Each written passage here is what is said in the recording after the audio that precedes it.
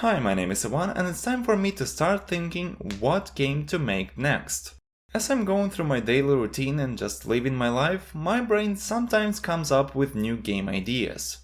I notice that most often it happens when I'm not doing anything at all. For example, I'm just standing under the shower or I'm about to fall asleep. When it happens, I usually either write the idea down and keep developing it on paper.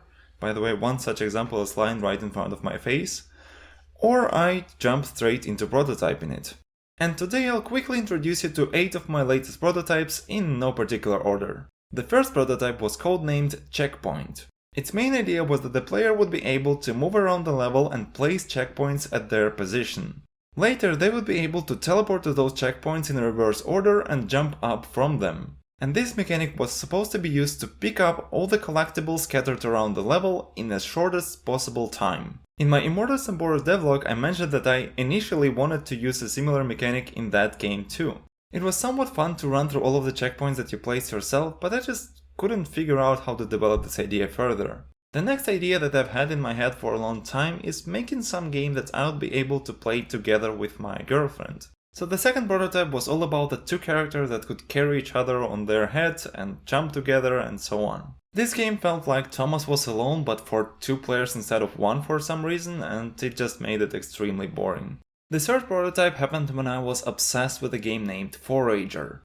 I couldn't stop playing it and I also couldn't stop thinking about making a similar game myself. However, this idea felt stupid and didn't go any further than the player movement and grid selection. While working on it, I was listening to a certain song about Satan by Tenacious D, and my Forager clone somehow turned into Demon Gore Plus. Thankfully, this one stopped at just the shooting mechanics. The fourth one, Infinite Bouncer, was my attempt to make a super simple game. In it, your only way to control the character is to thrust it down into the floor so that it can bounce up into the air again. Using this simple movement, you were supposed to dodge the bullets and to collect the pickups that are flying towards you from the side of the screen. The fifth prototype, Nestlings, is a little different because I only worked on the art for it. I felt like this idea would be easy to implement into Unity and I just wanted to draw something instead of working with plain circles and squares as I usually do.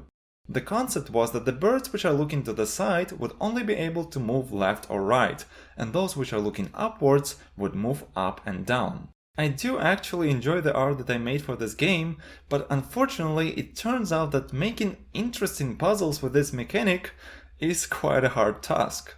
That's why for my next prototype I tried to come up with the puzzles before anything else, just like I did with Plastris. I made this image in Photoshop, came up with the rules, and played the game inside of this image editing software. This one was called Ninja Queen, and the idea was that there was only one true ninja and it had to destroy all of its clones.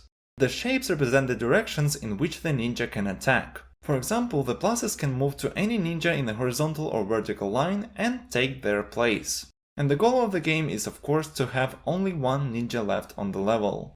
And once again I was only able to come up with a few puzzles, and after that the game became either too hard or too repetitive and boring. The next prototype is the one that I've already mentioned multiple times on my channel. This one we made together with Anatoly Loginovskih. He made all the art and the animations for this prototype. In it you were supposed to collect all the pickups on the level as fast as possible. In order to do that, you would for example have to run to one side of the screen, collect all the pickups there, and then find some hazard to die on. Since the main character is cursed and can't die in this castle, she would respawn at the nearest coffin. As in one of the previous games I mentioned, you would be able to move this coffin to where you want. And as I mentioned before, this game later became Immortals and Boros, a game that I made alone around a year later. And the last prototype for today is another idea that has been stuck in my head for quite a while. I want to make a free collection of mini-games that young children would be able to play. I just want to make a free game of good quality that would be able to introduce my future kids, my girlfriend's students, and of course any other interested child on the planet to the world of gaming without all the violence and other negative things that are so common in modern games.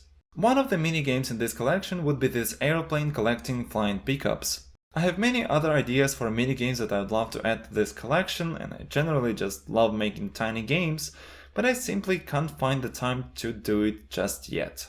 Alright, and now to the question that I need to find an answer for. Which of these prototypes am I going to finish next?